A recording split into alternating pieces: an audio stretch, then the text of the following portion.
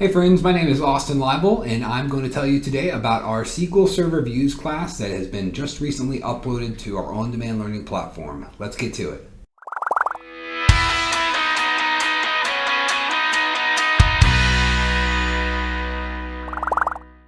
Hello, my name is Austin and I am a trainer at Pragmatic Works, and I have recently completed a new course on the on-demand learning platform that I think you should know about if you are a SQL author or if you work with SQL in whatever platform that you are using to do your analytical workload within your company. And it is called SQL Server Views.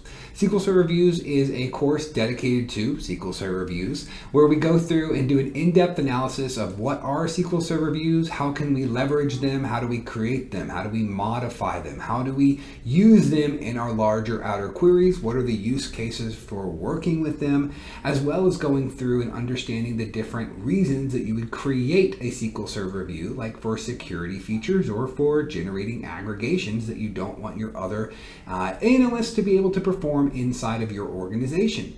We also talk about some of the different types of SQL Server Views. There are the traditional ones. We also talk about indexed views that are a performance benefit. We talk about system views, and we talk about a lot of different types of views in this class, which ends up being a lot of fun.